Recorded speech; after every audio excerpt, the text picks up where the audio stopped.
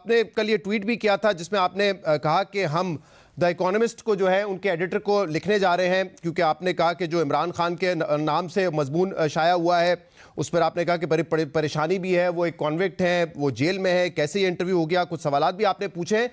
तो लिख दिया आपने द इकोनॉमिस्ट के एडिटर को ये जो आप लिखने जा रहे थे खत? हम उस पर काम कर रहे हैं। लेकिन लिखेंगे आप खत? जी। क्या वजह क्या है, क्यों लिखने जा रहे हैं ये खत? एक इंडिपेंडेंट इदारा है, उसको लगा ये इंटरव्यू छाप सकते हैं, हमने छाप दिया, एतराज क्या है हुकूमत का? एक तो ये इंटरव्यू नहीं है, ये हमारी नज़र में एक प्रोपेगेंडा की तोता मैना की कहानी है, जो इल्ज़ामात हैं उन पर उसके हवाले से। हाँ, कॉलम है, इंटरव्यू नहीं है। लेकिन जो हमारा जो एतराज़ है वो इस बात पर नहीं है कि जी इसके अंदर क्या लिखा है। जो उसके अंदर लिखा है उस पर भी एतराज़ है, लेकिन उस पर तो बात होती रहती है, इसमें कोई ऐसी नई बात नहीं है। लेकिन जो अहम बात है वो ये है कि उनके नाम से एक मजमून छापा गया है और हमारी मालूमात के मुताबिक इस तरह का कोई मजमून उन्होंने नहीं लिखा। ये एक गोस्ट आर्टिकल है, जो अखबार है या मैगज़ीन है, ये उनकी ज़िम्मेदारी है कि ये नहीं हो सकता कि शहजाद इकबाल का मजमून मुर्तज़ा सोलंकी के नाम से छाप दे। ये उनकी जिम्मेदारी है अपने जो कारीन हैं कि उनको बताएं कि ये किसका है, किसने लिखा, किन हालात में लिखा। हमारी मालूमात के मुताबिक इस तरह का कोई मजमून उनकी तरफ से भेजा नहीं गया।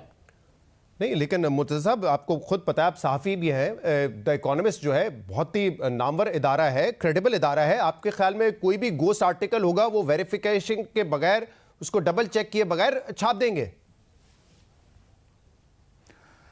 ये तो एक आपने मंतक की बात की, बहुत बड़े बड़े इदारों से बहुत बड़ी गलतियां हुई हैं। ये कोई सबूत नहीं है इस बात का कि जी कोई बड़ा इदारा बड़ी गलती नहीं कर सकता।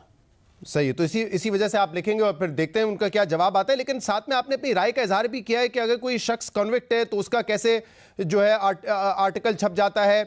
और आपने पता नहीं देखा है कि नहीं देखा, सोशल मीडिया पे आप ही का बयान चल रहा है 2019 का, जिसमें आपने ये कहा है कि अगर कोई शख्स कन्विक्ट है तो उसका मतलब ये नहीं है कि उसके तमाम फंडामेंटल राइट्स खत्म हो जाते हैं।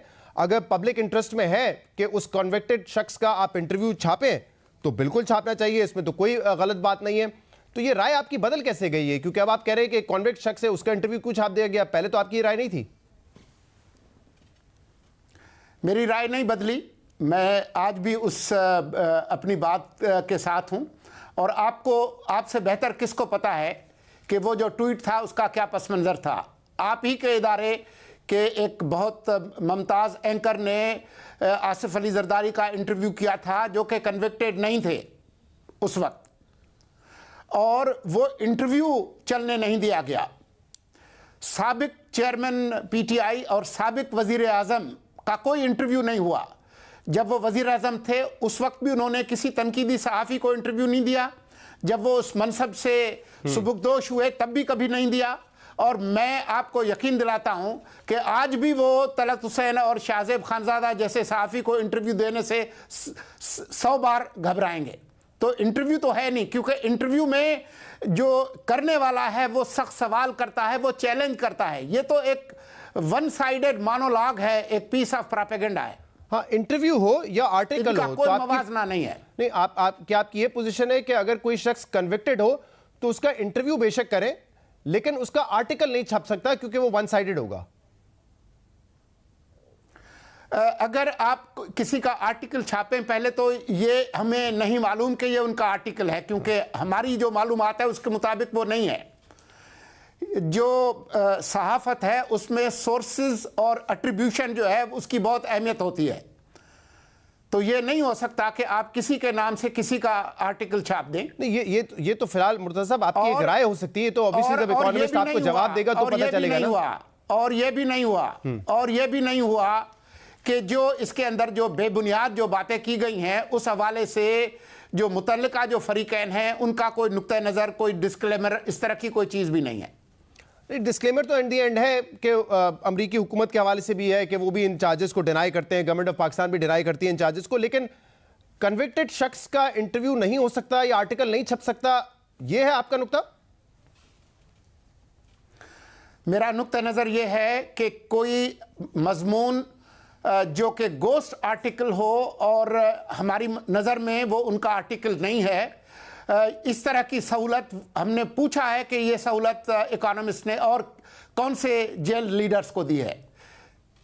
हाँ, ये वैसे इकोनॉमिस्ट का मेरे सामने है खबर। ये इकोनॉमिस्ट पहले भी जो है कन्विक्टेड जो जेल में लोग हैं उनका इंटरव्यू छाप चुका है, उनके आर्टिकल्स छाप चुका है, इंटरव्यू नहीं आर्टिकल छाप चुका है। हकान अल्तिनी जो है एक टर्किश शख्स हैं जिनको 18 साल की सजा हुई, जेल में थे, इनका भी आर्टिकल छापा, तो इकोनॉमिस्ट तो कर लेता है। अब आपका ये कहना है कि ये गोस्ट आर्टिकल है, तो इस हवाले से तो मेरे ख्याल से उस वक्त ही आपको पता चलेगा कि एडिटर का क्या जवाब आता है जब आप उनको लिखते हैं। जी, हम उसका इंतजार करेंगे।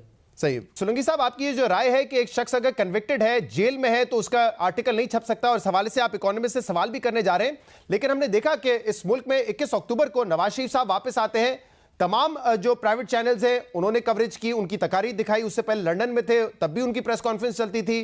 पीटीवी ने बाकायदा उस जलसे की कवरेज की और कहा, उनकी हेडलाइन ये थी कि फातिहाना रिटर्न हुआ है नवाज शरीफ का।